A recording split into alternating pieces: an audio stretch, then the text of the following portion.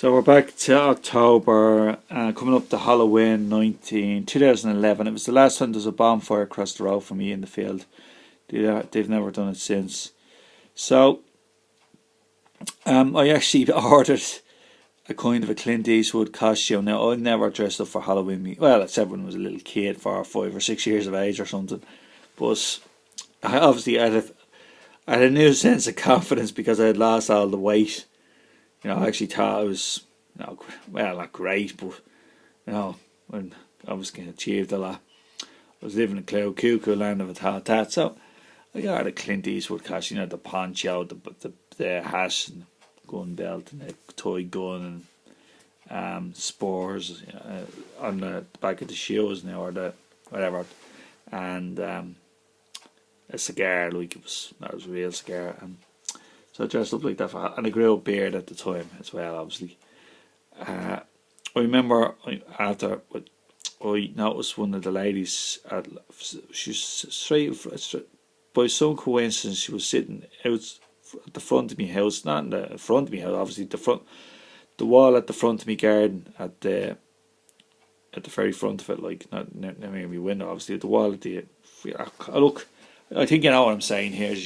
My garden's not huge. The wall at the end near the footpath, she was just sitting, so I came out. I said, do we know you from somewhere?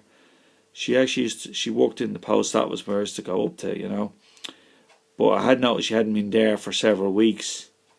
And I said, do I know you from somewhere? Wait a minute, do you work in the post office? And she said, yeah. And then she told me, I was told, I could barely get any information out of her. She was very good looking, a very good looking woman. I know I shouldn't be saying that.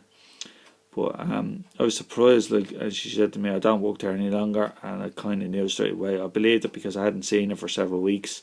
I think she said she gave it up in September, which must have been true, because it was like trying to extract heat. I said, the lady down the road is originally from where I'm from. I said, do you know her? And she said, she's actually my friend, that's why I'm here. I said, you couldn't be from there as well. And she said, yeah. I said, what part of it are you from? I'm not trying to tell you the name here. So do you know?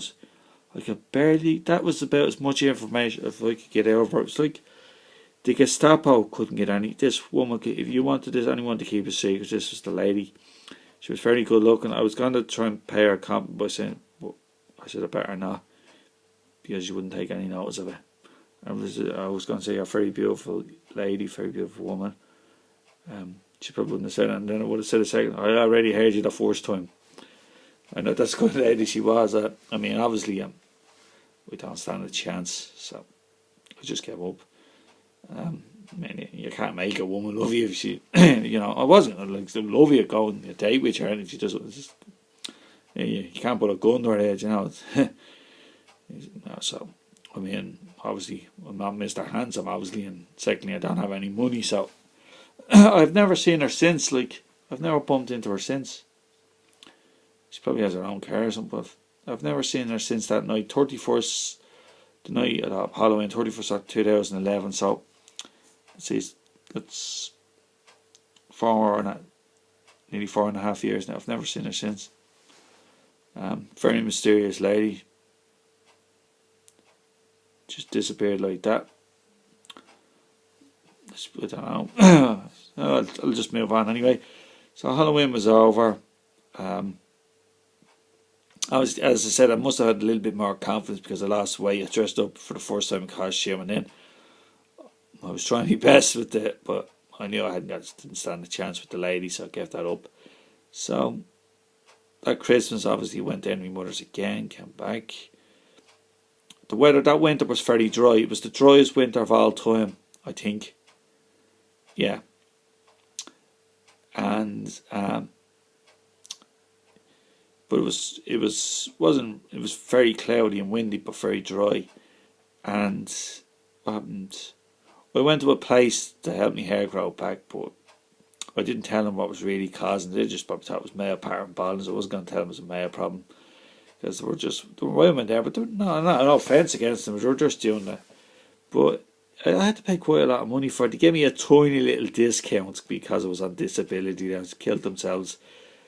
I got fed up with the place. It was just a waste of time. Then you put this stuff in your hair. It was the smell off. It was really, made your hair look really greasy. and I had to get a bus all the way back. And you've been on the bus, like, it had to be the evening. You've been on the bus for well over an hour, and like anyone who was near you could smell it like for a mile. I said, I'm not doing this. I gave it up anyway, and